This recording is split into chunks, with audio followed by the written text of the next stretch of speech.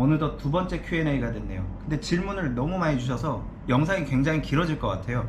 그래서 제가 챕터별로 나눌 테니까 관심 있으시거나 필요하신 부분만 골라서 보시면 될 것 같아요.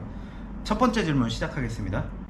아이노라님이 질문 주셨어요. 지난번 Q&A도 보셨네요. 감사합니다. 지난번 Q&A 때 태국과 한국 사람은 물과 기름 같다고 했는데 이유를 들어보고 싶어요. 태국과 한국 사람은 물과 기름 같다라고 한 이유는, 이거는 제가 예시를 들어드려야 될 것 같은데 사실 예시를 들자면 끝이 없거든요. 저는 근본적으로 태국인과 한국인은 이 세상을 바라보는 세계관이 다르다고 생각을 해요.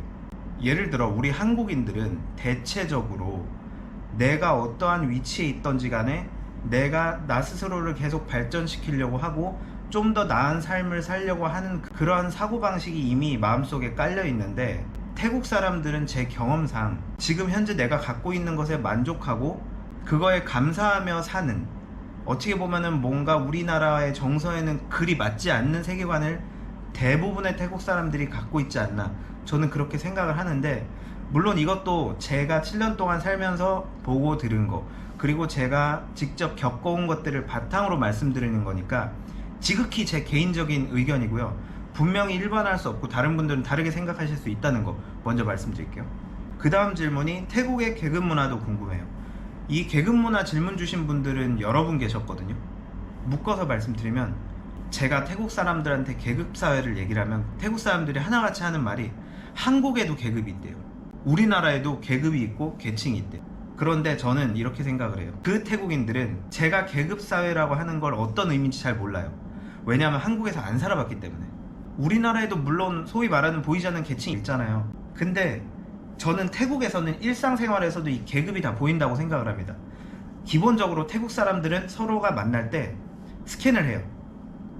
쫙 스캔을 한 다음에 이 사람은 교육 수준이 어떻고 부모가 어떠한 배경을 갖고 있고 현재 어떠한 일을 했고 외모는 어떻고, 이런 것들을 쭉 보면서 어느 계층에 속할지 탐색을 한 다음에 나의 태도를 거기에 맞추는 그러한 성향들을 갖고 있는 것 같아요. 제가 보기에 계급이 근본적으로, 태국은 이제 왕족이 있는 사회이기 때문에 거기에서 유래된 계급 문화라고 저는 생각을 하는데, 그래서 나보다 낮은 계급이라고 생각되는 사람은 내가 좀 대충 대해요. 말을 존댓말도 덜 섞고요. 내가 어떤 행동을 할 때 이 사람을 별로 개의치 않고, 이 사람이 계급이 나보다 높으면 내가 함부로 감히 못 대하는 그러한 존재라고 인식이 되는 것 같아요. 물론 다 그렇다는 게 아니고 그것도 정도의 차이는 있는데 대체적으로 그렇게 보여진다는 뜻이죠. 그 유명한 태국인 유튜버 프레 아시죠? 프레님도 이 방송에서 이런 얘기를 했더라고요. 태국은 계급사회고 사실 보이지 않는 그러한 계층들이 있다. 그 말을 제가 좀 빌렸습니다.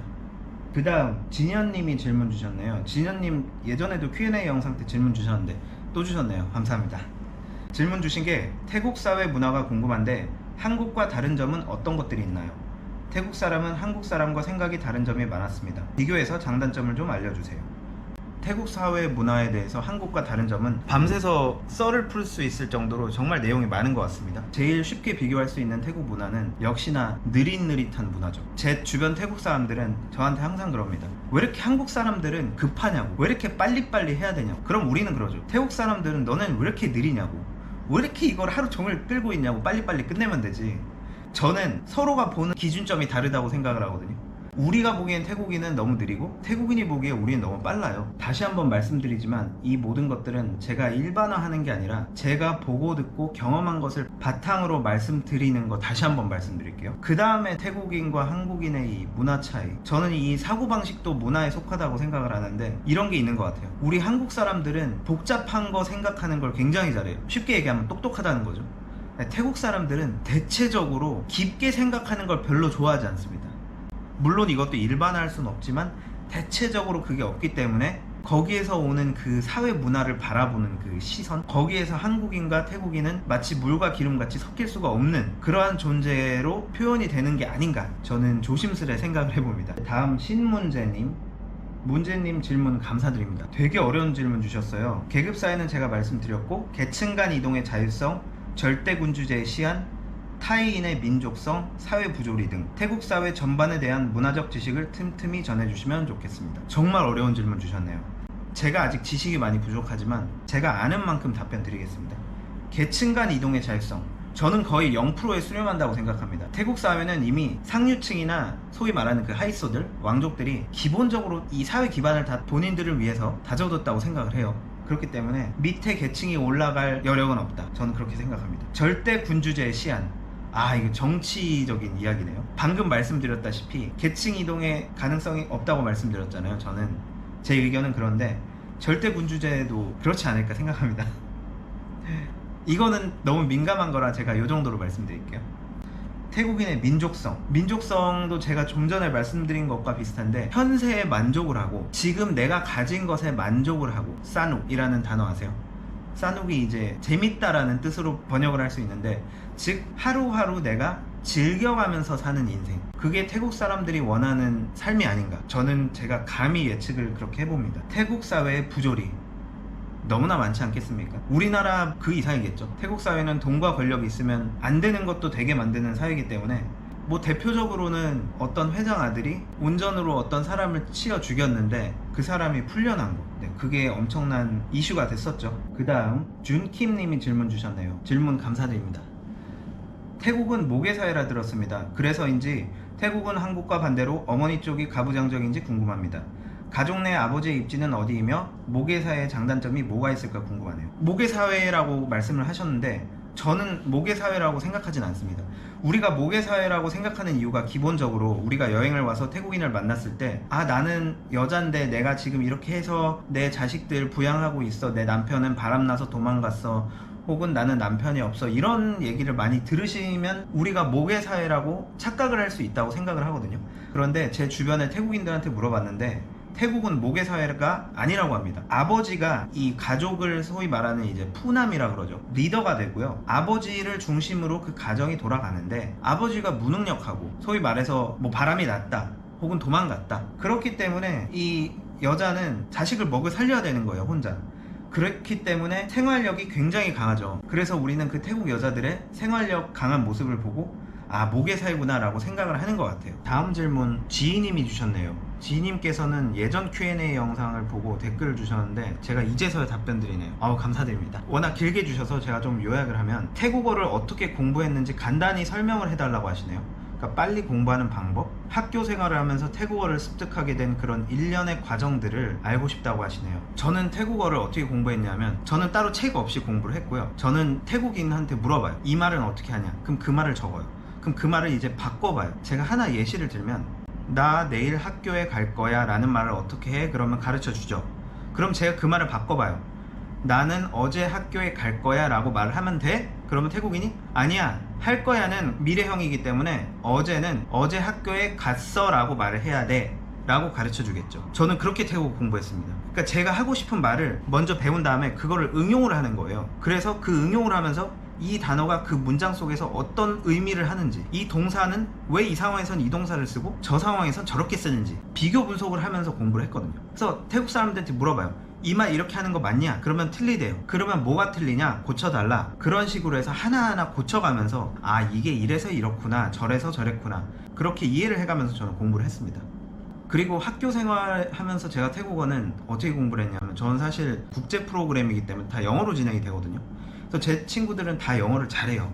그렇기 때문에 제가 처음에 태국어를 하나도 못할 때도 제가 영어로 어떤 말을 물어보면 바로 답을 해주죠. 그럼 저는 그거를 하나하나 다 익혀왔습니다.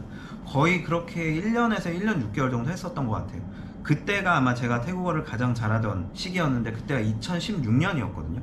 지금은 많이 잊어버렸기 때문에 그때 말도 멋있게 하고 싶어서 막 어려운 말 같은 것도 많이 배우고 그랬거든요. 그때 2016년 12월에 제가 태국 교육부에서 주관하는 태국어 능력 시험이 있거든요. 그거를 봤었는데 그때 말하기 듣기가 4급 나오고 읽기 쓰기가 2급이 나왔어요. 6급은 원어민, 5급은 고등학생, 4급은 태국인 중학생 수준이라고 하는데 뭐 사실 제가 중학생만큼 어떻게 하겠어요. 그 정도는 안 되고 아무튼 그때 그 성적을 받은 적이 있습니다. 결론은 언어를 가장 빨리 배우는 방법은 뭐 어떤 언어든 마찬가지지만 내가 어떠한 말들을 먼저 배워야 되는지부터 아는 게 중요하다고 생각해요. 내가 유학을 왔으면 음식 주문하는 것부터 배워야 되네? 포장은 어떻게 해달라 그러지? 얼음은 어떻게 주문하지? 택시 탔는데 우회전 해주세요, 좌회전 해주세요, 왼쪽으로 차선 붙여주세요, 유턴 해주세요, 고속도로 타주세요, 이 말들을 어떻게 하지? 그 말부터 배우시는 게 저는 뭐 태국어도 그렇고 외국어를 가장 빨리 배우시는 방법이지 않나, 저는 그렇게 생각을 합니다. 그 다음 질문, 레저넌스 킴님이 질문 주셨어요. 아, 킴님이 예전에 Q&A 영상을 보시고 댓글을 주셨는데 이제서야 답변 드리네요. 감사합니다. 킴님이 질문 주신 건 태국 대사관에 취업을 하고 싶다고 하시는데 어떻게 하면 될지, 제가 이 부분은 조금 자신있게 말씀드릴 수 있을 것 같아요. 제가 근무했던 곳이 한국문화원이라는 곳인데 사실 대사관 소속의 한 부서가 따로 독립돼서 건물만 나온 거라고 보시면 될 것 같거든요. 근데 그 외에도 제가 이후에 네팔 대사관하고 나이지리아 대사관을 합격을 했었거든요. 그래서 제가 대사관 취업에 관련된 정보는 조금 알기 때문에 그 부분 말씀드리면 기본적으로 두 가지로 나눌 수 있을 것 같아요. 첫째는 그 나라에 연고가 있는 사람을 뽑는 경우, 두 번째는 연고가 없어도 뽑는 경우인데, 태국에 취업을 하고 싶다고 하시는데 태국 같은 경우는 제가 알기로 기본적으로 연고가 있어야 됩니다. 근무하시는 분들 대부분이 십수년 사신 분들이고요. 태국어, 영어 굉장히 잘하시고 아마 제 생각에는 제가 거기에서 태국어 제일 못할 거예요. 왜냐하면 저는 26살 때 처음 와서 꺼까이 커카이부터 제일 기본 그 문자부터 배웠기 때문에 그분들을 따라갈 수가 없고요. 뭐 거기 계신 분들은 뭐 10대 초반에 오신 분들도 계시고, 뭐 10대 이전에 오신 분들도 계시고, 10대 중반에 오신 분들도 계시고, 그런 분들이 계신데, 만약에 학사를 한국에서 하셨으면 태국으로 석사를 오셔서 취업을 노리셔도 될 것 같아요. 그렇게 취업하시는 분도 계시거든요. 그리고 이제 들어갈 때 태국어 실력이 얼마나 돼야 들어갈 수 있느냐, 그런 게 있는데 포지션마다 다릅니다. 예를 들어 어떤 포지션은 태국어 원어민급이 돼야 뽑는 포지션이 있고요. 어떤 포지션은 저처럼 원어민에서는 한창 멀지만 그래도 의사소통에 지장이 없고 업무적인 대화 충분히 하고 다 할 수 있는 정도면 뽑는 포지션이 있어요. 대신 저 같은 경우는 영어가 굉장히 필요한 포지션이었고요. 결론은 가장 현실적인 방법을 말씀드리면, 한국에서 태국어를 전공하지 않는 이상 태국에 연고가 있으셔야 되고, 그 연고라는 거는 취업을 하셨던 경험이 있거나 아니면 대학을 여기서 나오셨거나 대학원을 나오셨거나 그런 게 좀 필요할 것 같습니다. 그 다음 이콜로지님이 질문 주셨네요. 감사합니다. 이콜로지님의 질문을 요약을 하면, 이콜로지님은 태국 내 기업이나 기관에서 일하고 싶다고 하시는데, 저 같은 경우 왜 탐마삿에서 졸업을 하고 왜 태국 기업이나 기관에 취업을 하지 않았는지, 어떤 사회적 배경과 관련된 이유가 있는지 이렇게 질문을 주셨는데요.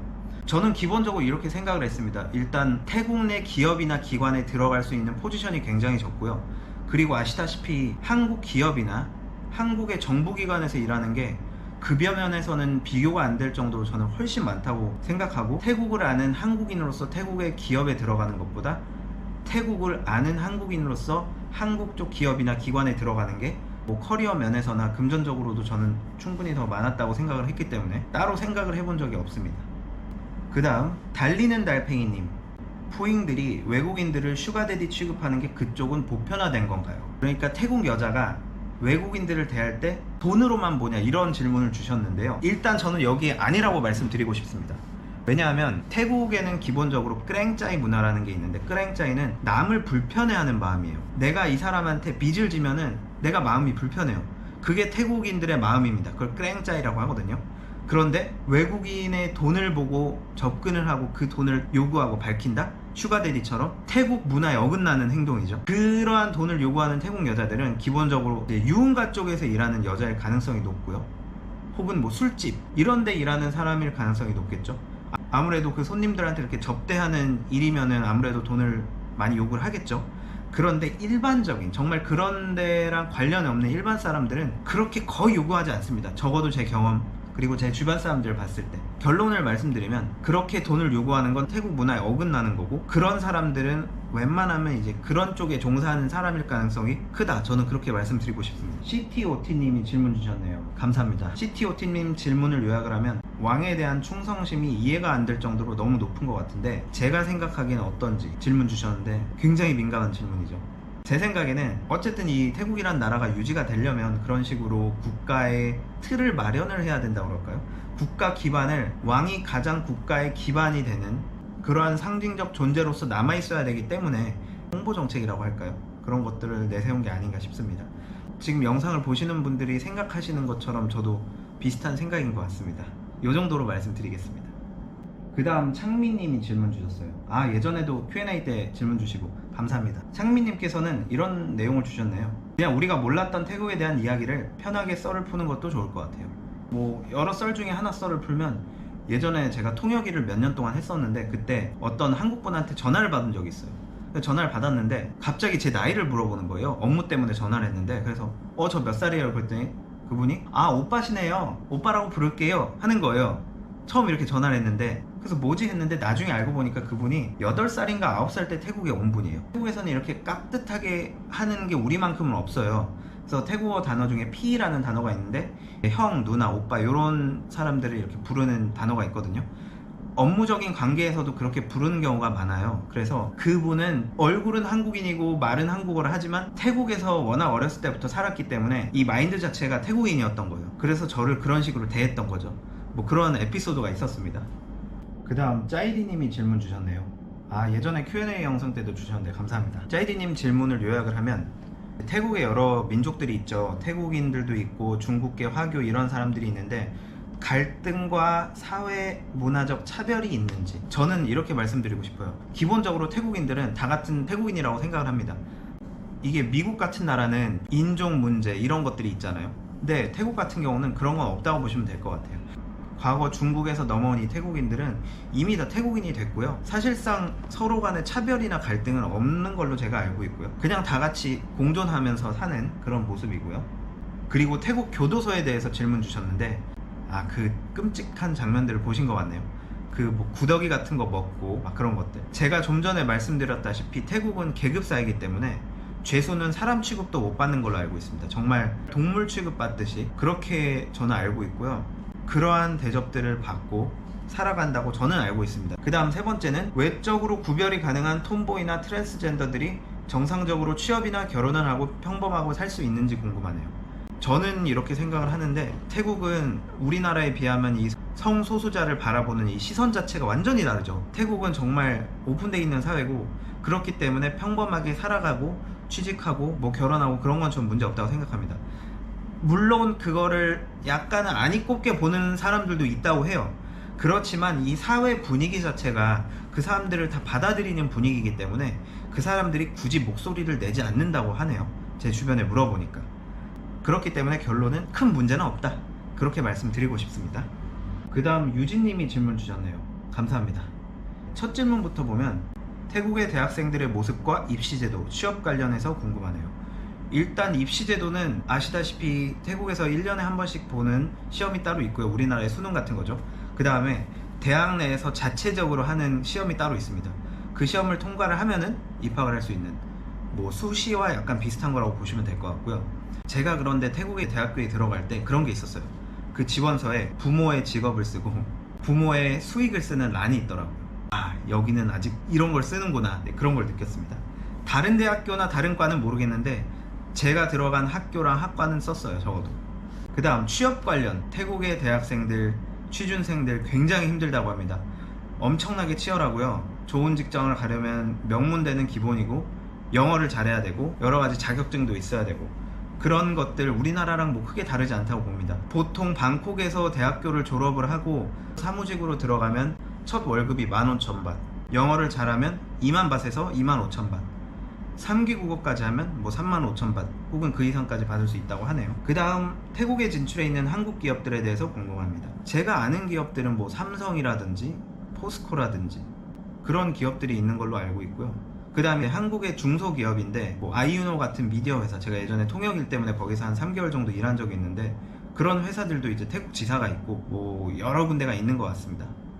그 다음에 태국의 디지털 노마드 하실 분들이 PC 문제 해결하는 것이나 코워킹 공간 같은 것이 있는지 도움이 많이 될 것 같네요. 저는 태국에서 와이파이 쓰는 거에 대해서 느리다고 생각해 본 적은 한 번도 없고요. 뭐 여기도 인터넷 속도는 뭐 한국보다는 뒤지겠지만 문제는 없는 것 같습니다. 그리고 코워킹 스페이스도 적어도 방콕에서는 굉장히 많았던 것 같아요. 웬만한 구역구역에는 다 있었던 것 같고, 실제로 태국 사람들도 그 코워킹 공간들을 많이 이용하더라고요. 그래서 그거는 문제없이 이용하실 수 있을 것 같습니다.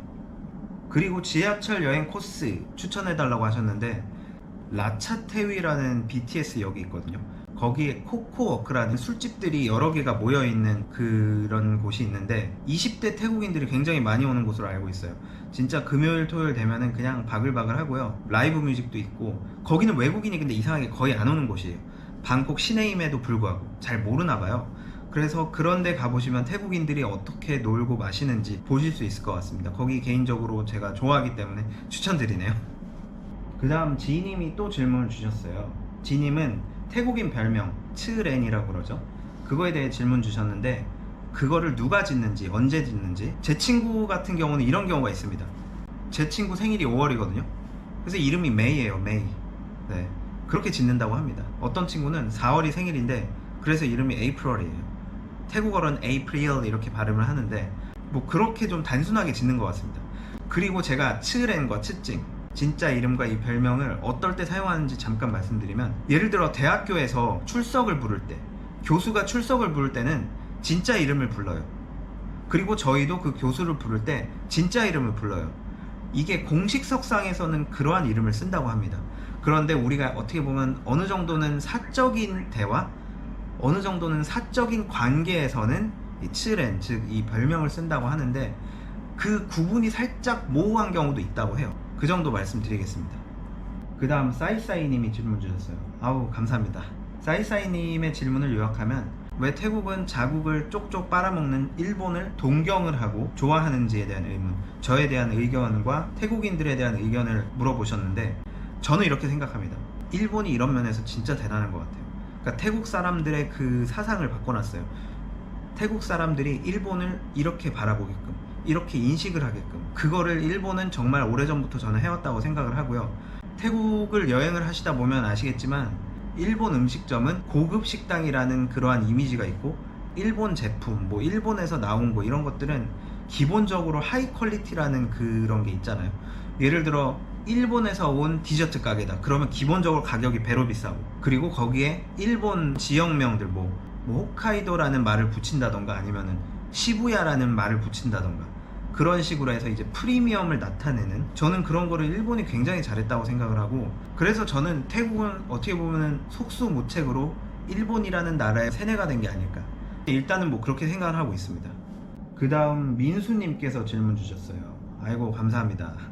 질문을 제가 요약을 하면, 태국식 인사 Y, 처음에는 Y를 했는데 그 이후부터는 왜 인사말만 하는지, 편해져서 그런 건지, Y라는 거 이거죠. 일단 기본적으로 첫 만남에서는 Y를 합니다, 제 경험상. 그런데 두 번째, 세 번째, 우리가 어떻게 보면 동등한 관계라고 느껴질 때쯤 이제 Y를 안 하기 시작하죠. 그게 두 번째 만남일 때 그럴 수도 있고요. 아니면 애초에 이 사람이 저보다 나이가 많은 사람이에요. 혹은 사회적 지위가 높은 사람이면 만날 때마다 Y를 하겠죠. 제가 처음에도 말씀드렸다시피 태국은 계급 사회이기 때문에 이 사람이 어떤 계급에 속하는지를 먼저 내가 판단을 하고 Y를 할지 말지를 결정을 하거든요. 그럼 제가 태국인들한테 물어봐요.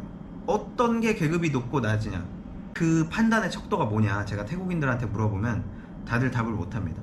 그거는 느낌이래요. 근데 우리는 외국인이니까 그걸 느낄 수가 없죠. 우리가 마치 반말과 존댓말을 섞어서 대화하는 것처럼, 그것도 뉘앙스에 따라 굉장히 다르잖아요, 받아들이는 사람에 따라. 그렇기 때문에 태국에서도 이러한 Y 혹은 언어 표현 자체도 어느 정도의 선에서 이렇게 표현을 해야 되는지 말아야 되는지는 정말 오래 살아서 그 느낌을 터득하지 않는 이상은 현실적으로 알기 좀 어려운 것 같습니다. 그 정도로 답변 드리겠습니다. 그 다음 SH님께서 질문 주셨어요.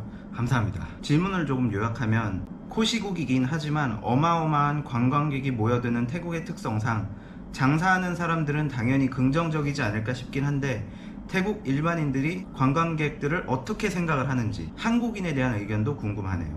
제가 주변에 태국 사람들한테 물어봤거든요. 기본적으로 이제 관광업에 종사하는 태국인들은 언제나 환영이고요.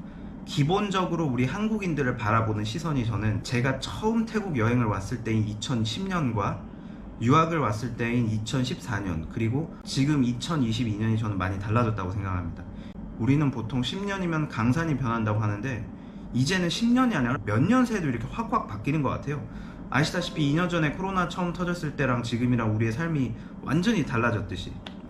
그래서 결론을 말씀드리면, 태국 사람들은 기본적으로 한국인들에 대해서 우호적으로 보고요. 저는 그게 세대에 따라도 달라진다고 생각합니다. 예를 들어 태국 10대들의 경우에는 한국을 정말 우상시하는, 동경하는 분위기가 엄청나게 많아졌고요. 뭐 한국 드라마, K-팝, 음식, 패션, 뭐 아시다시피 이제 태국을 사실상 점점 더 점령을 해나가는, 그 점유율을 점점 더 높여간다고 생각을 하거든요. 그리고 20대 그리고 30대들도 그에 못지는 않지만 한류의 영향을 많이 받은 세대죠. 저는 개인적으로 2007년도가 분기점이라고 생각하는데, 그때 원더걸스랑 소녀시대 그리고 빅뱅 이런 그룹들이 나오면서 저는 또 한 번의 이 센세이션을 그때 일으켰다고 생각을 합니다. 그때 영향을 받은 세대들이 이제 20대 30대죠. 말할 것도 없이 엄청난 파급 효과를 줬다고 생각을 하고, 이제 40대 50대로 올라가면서 한국에 대한 인지도는 조금씩 떨어져요. 근데 제가 느끼는 건 지금 10대 20대의 부모가 40대 50대거든요 그러니까 자녀들의 영향을 받는 세대들이라고 저는 생각합니다. 예를 들어 이런 경우를 제가 본 적이 있어요. 어떤 10대 학생이 부모님한테 나 한국어 공부하겠다 그러니까 부모가 한국어 공부를 왜 하냐, 차라리 일본어나 중국어를 해라 이랬대요. 그랬는데 그 학생이 아니 나는 한국어를 공부하고 싶다, 난 한국을 너무 좋아하고 나중에 한국에 여행도 갈 거고 나는 한국에 유학도 가고 싶다, 이런 얘기를 했다는 거예요. 그래서 결국 한국어를 공부를 그렇게 부모한테 허락을 받은 그런 케이스도 있다고 하더라고요. 즉 10대 20대들이 40대 50대인 부모 세대한테 영향을 저는 많이 준다고 생각하고요.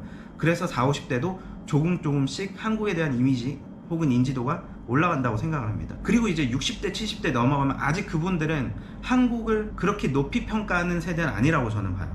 그렇지만 10년 20년 세월이 흐를수록 이제 아랫세대가 윗세대로 올라오면서 우리나라에 대한 이미지나 인지도는 저는 기하급수적으로 더 상승할 거라고 생각을 하고, 정말 가까운 미래에는 일본을 따라잡을 수 있지 않을까, 저는 그렇게 생각합니다. 그 다음 사고다발고형님 감사합니다. 태국에서 외국인이 사업을 하고자 할 때 고려해야 할 점이나 절차 등이 궁금합니다. 이런 법률적인 지식은 제가 답변 드리는 거는 좀 맞지 않는 것 같고요. 그 전에 더 중요한 거를 조심스레 말씀드리면, 저는 예전에 통번역 일을 다년간 하면서 태국에서 사업을 하고 싶어 하시는 분들을 많이 만났거든요. 근데 그분들의 특징이 한국에서 사업을 성공을 했어요. 그래서 어느 정도의 성과를 거뒀기 때문에 그렇게 태국에서 사업을 하면 된다고 마음을 먹고 있는 분들이더라고요. 그리고 실제로 태국에 와서도 한국에서 하던 사업 방식대로 태국인을 상대를 하는 모습을 제가 많이 봤거든요. 그런데 태국은 엄연히 다른 나라고 문화가 다르기 때문에 이 비즈니스 문화도 다르고 사업적인 절차도 다르다는 점을 많은 분들이 간과를 하시는 것 같아요. 그래서 저는 한국에서 아무리 사업을 성공을 하셨더라도 태국이라는 나라에 와서 먼저 살아보시는 거, 그러니까 태국이라는 나라를 잘 모르고 사업을 뛰어드시면 저는 거의 필패라고 생각합니다. 실제로 제가 알기로는 태국 내에서 사업으로 성공하시는 한국분들을 보면 대부분 태국어를 잘하시는 분들이 저는 대다수라고 생각을 하고요. 그게 아니라면 그를 뒷받침할 수 있는 든든한 후원자들이 있겠죠. 후원자라고 하면 태국인 배우자가 될 수도 있고요, 아니면 그분들이 쌓은 인맥이 될 수도 있는데, 그게 없이는 태국에서 사업을 하는 거는 저는 정말 위험하다고 생각을 합니다. 지극히 제 개인적인 의견이고 제가 보고 들은 경험을 바탕으로 말씀드리는 거기 때문에 일반화하기는 어렵지만 대체적으로 그렇지 않나, 저는 그렇게 말씀드리고 싶습니다. 그 다음 리잉크님이 질문 주셨네요. 감사합니다. 태국인들 군생활도 궁금해요. 부조리나 가혹행위가 얼마나 심한지 궁금하네요. 2020년도에 나컨 라차시마라는 곳에서 군인이 탈영을 한 적이 있어요. 그때 총기 난사 사건으로 많은 사람들이 죽은 걸로 아는데, 그때 제 기억으로 페이스북으로도 그 사람이 생중계를 하고 막 그랬거든요. 그때 난리 났었는데 태국이, 실제로 제가 물어보니까 태국의 가혹행위 엄청 심하다고 합니다. 제가 차마 유튜브 영상에서 말씀드리기 어려울 정도의 그런 상상하시는 가혹행위들, 우리나라 군대에서 발생하는 가혹행위 못지않게 많이 발생하는 것 같고요. 태국 사람들 말로는 항상 덮는다 그래요, 그 뉴스들을. 아무튼 태국에도 엄청난 가혹행위들이 많다고 합니다. 그 다음 리링크님이 또 질문 주신 게 빈부격차, 주변국들과의 관계, 코로나로 인한 다양한 직종들의 피해, 이렇게 질문 주셨어요. 일단 빈부격차는 태국이 엄청 심합니다. 제가 이거에 대해 뭐 디테일하게 다 말씀드리기는 어렵지만, 대표적으로 아이콘사이엄 아시죠? 톤부리 지역에 그 럭셔리한 쇼핑몰 옆에는 다 무너져가는 집들이 있습니다. 제 영상에도 그 장면이 담긴 에피소드가 있는데, 아무튼 빈부격차는 뭐 상상을 초월하고요. 우리나라보다도 훨씬 심하다고 생각합니다. 그 다음 주변국들과의 관계, 이거는 정치 외교학적인 관점에서 제가 말씀드리기엔 너무 내용이 깊어질 것 같아서 일반적으로 태국 사람들이 주변국을 어떻게 바라보는지 정도만 말씀드릴게요. 이웃 국가라고 하면 뭐 미얀마나 캄보디아, 라오스 일단 미얀마랑은 사이가 좋지 않죠. 역사적으로 태국과 미얀마는 전쟁도 했었고 여러 가지 분쟁들이 많았기 때문에 미얀마를 좋아하진 않고요. 그 다음 라오스 같은 경우는 언어가 상당히 비슷하고 문화가 상당히 비슷하기 때문에 라오스는 형제라고 그러더라고요. 태국 사람들 말로는. 그 다음 캄보디아도 아시다시피 미얀마나 캄보디아나 저는 그 시선을 바라보는 건 크게 다르지 않다고 생각을 합니다. 그 다음 코로나로 인한 직종의 피해들, 뭐 아시다시피 태국이 관광업이 차지하는 비중이 워낙 높기 때문에 관광 관련 업종에 종사하는 사람들은 피해를 엄청 많이 봤다고 보시면 될 것 같아요.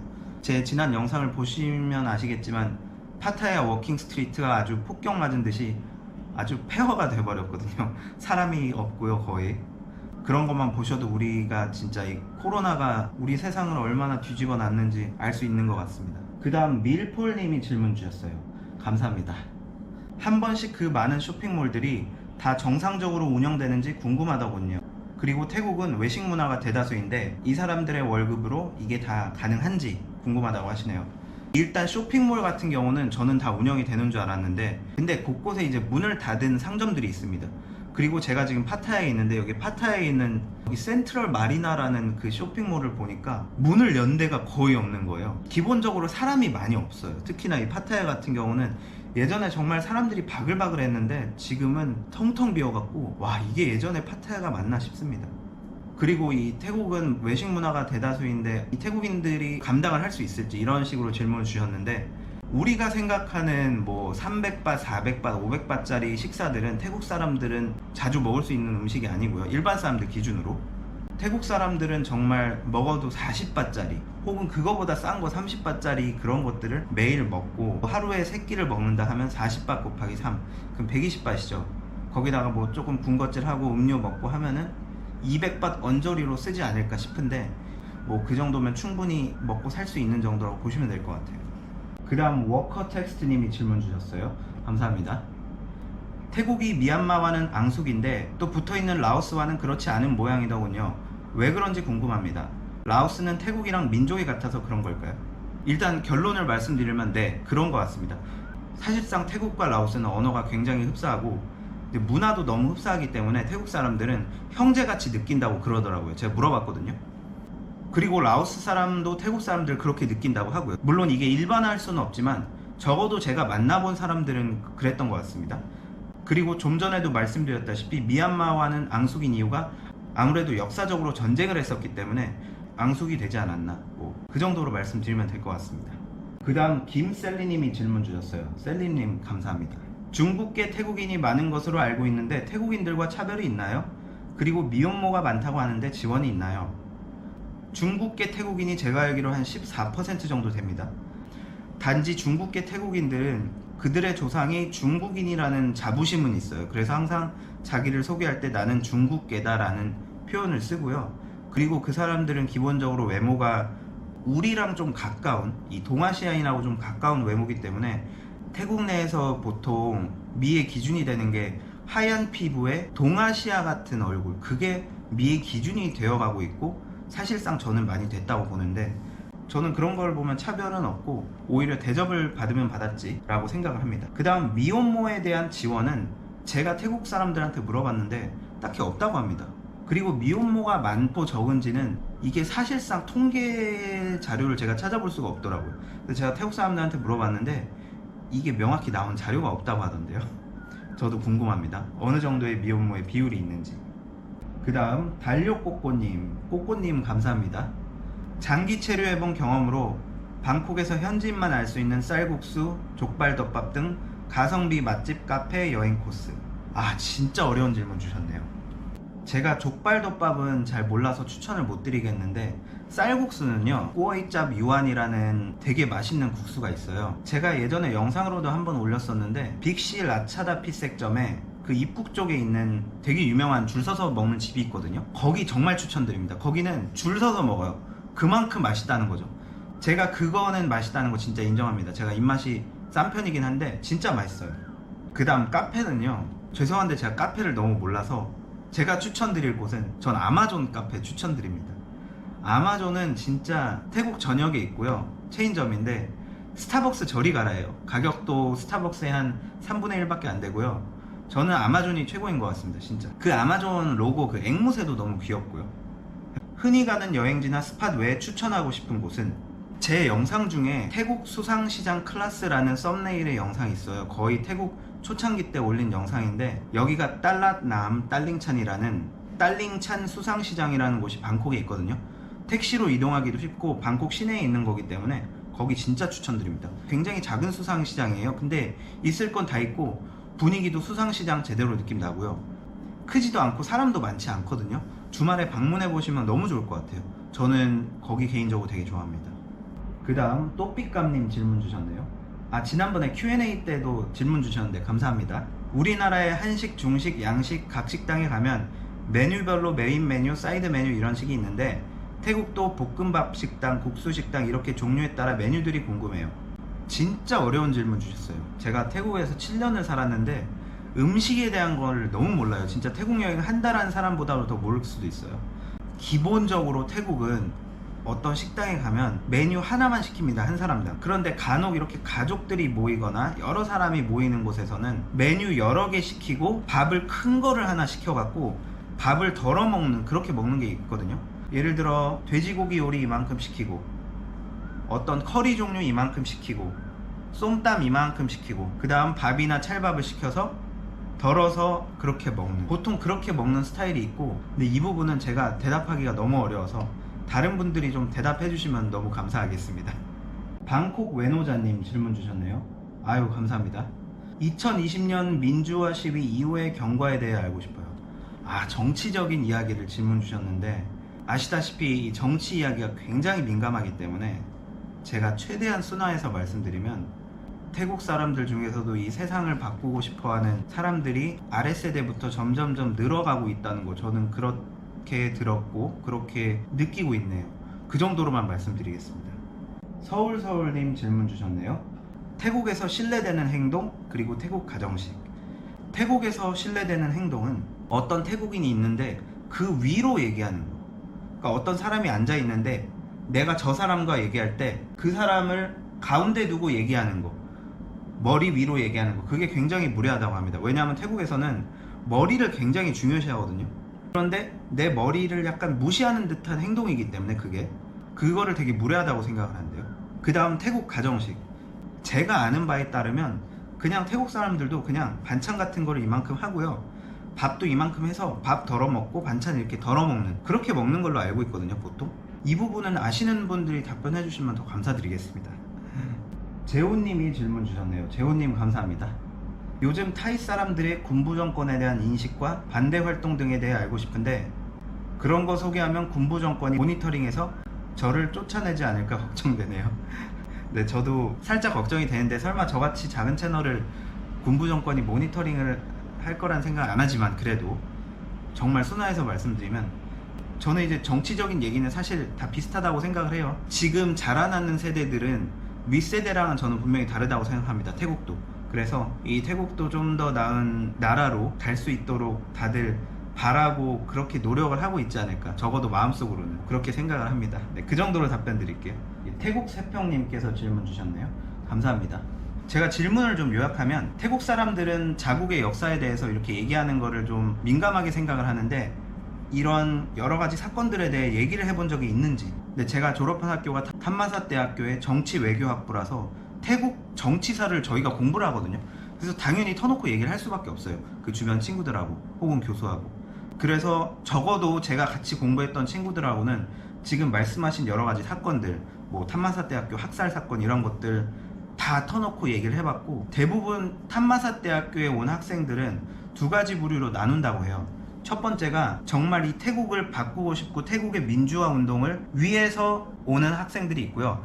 두 번째는 그러한 성향은 없었지만 탐마삿에 들어오고 공부를 해 나가면서 그런 정치적인 성향이 생기는 학생들이 있다고 하더라고요. 그래서 결론은 다 터놓고 얘기를 한다. 그리고 대체적으로 탐마삿 대학교에 있는 학생들은 혹은 여기에 졸업한 학생들은 진보적인 성향을 많이 띈다. 저는 그렇게 말씀드리고 싶습니다. 그래서 터놓고 다 얘기할 수 있다. 그렇게 말씀드릴 수 있을 것 같네요. 그 다음 콘타이님이 질문 주셨네요. 감사합니다. 태국의 재벌 기업에 대해 알고 싶다고 하셨는데 뭐 하나만 소개해드리면 CP그룹 아시죠? 뭐 우리가 편의점 가면은 보이는 그 음식들, 냉동식품, 냉장식품 그런 거 다 CP에서 나온 걸로 알고 있고요. 제가 알기로 CP가 1921년도에 설립된 걸로 알고 있거든요. 태국에서 정말 유명한 대기업 중에 하나라고 보시면 될 것 같고요. 많은 태국인들이 CP에 들어가서 일하고 싶다고 저 알고 있습니다. 이렇게 Q&A를 마쳤네요. 아, 진짜 긴 영상 봐주셔서 너무 감사드리고요. 다시 한번 말씀드리지만 제가 말씀드린 건 다 지극히 제 개인적인 경험 그리고 보고 들은 거를 통해서 말씀드리는 거고, 제가 제 주변 태국인들 몇 명한테도 감수를 받은 내용이기 때문에 100% 일반화할 수는 없지만 그래도 신뢰를 해서 들을 수는 있다는 점까지는 말씀드리겠습니다. 아우, 날씨가 너무 흐려갖고 이렇게 방에서 찍고 있네요. 지금 비가 주룩주룩 와요. 오늘 영상, 긴 영상 봐주셔서 너무 감사드립니다.